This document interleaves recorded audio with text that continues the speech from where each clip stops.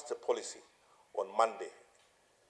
At the cabinet meeting on Monday, the government of Uganda passed a policy which agreed that Ugandans can start returning to Uganda voluntarily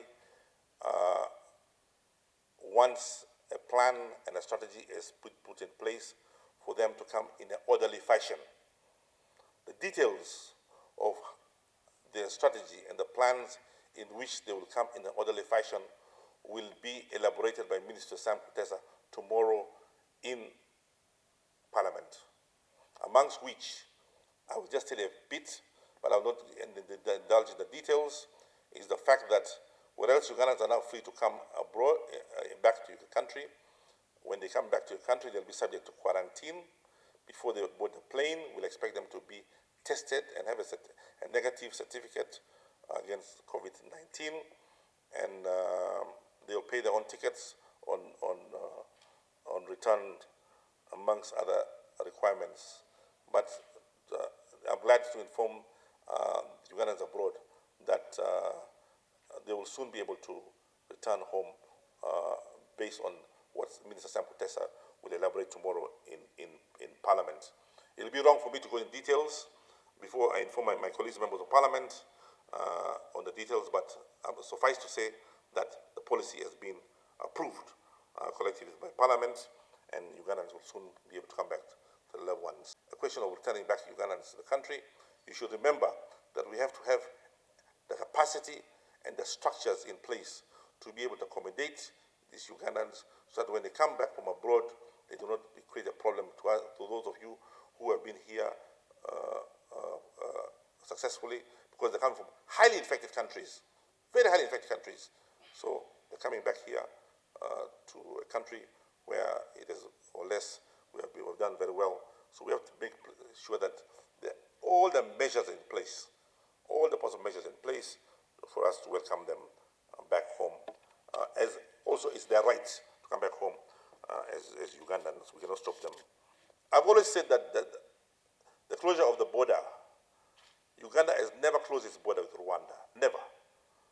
The closure of the border was one-sided from the Rwanda side. We have never closed our borders. And in all this, we have always allowed trucks to go to Kenya. We've never stopped any trucks from going to Rwanda. Trucks have always been free to go to Rwanda and come back into Rwanda. And any Ugandan who wanted to go to Rwanda was free to go back to Rwanda, except that they were not allowed by the Rwandese. So on our side, we never really closed our borders. But I've always said that the closure of the border by Rwanda is such an inconsequential act in our relationship.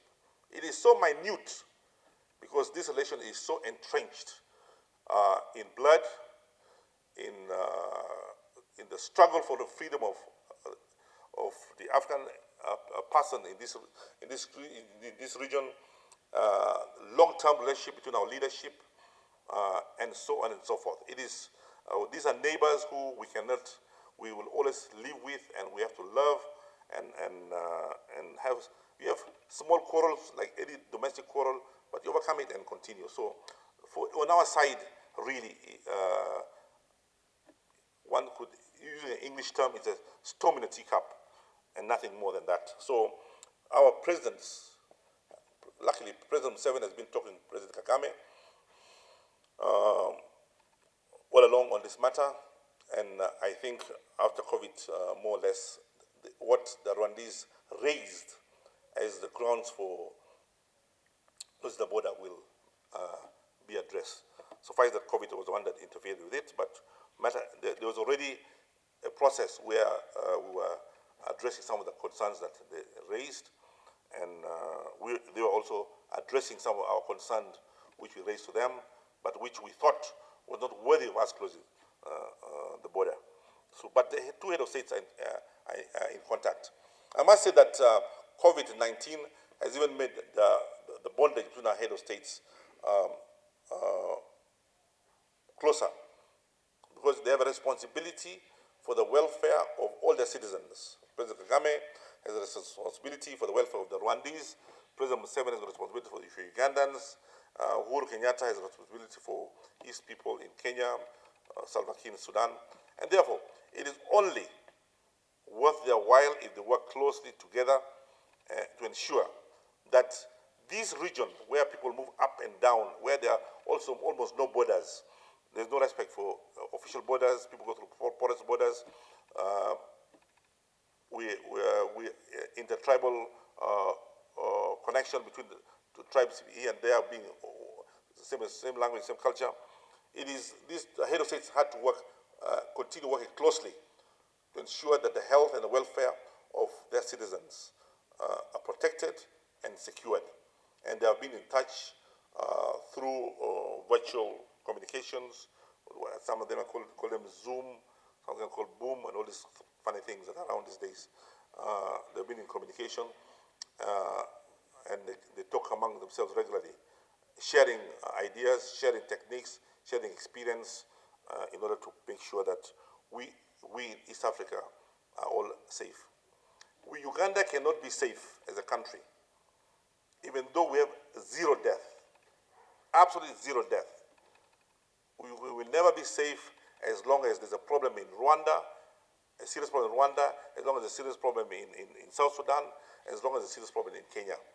So it's only in our interest that Kenya situation improves, Tanzania situation improves, Rwanda situation improves, and South Sudan Kenya situation improves.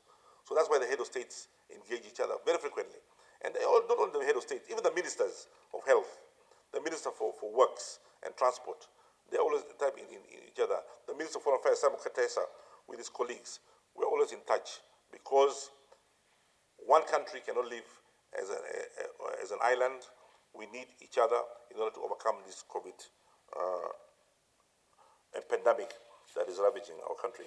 Otherwise, I thank every one of you for coming and listening to the presentation by the Ministry of Foreign Affairs. We'll continue working towards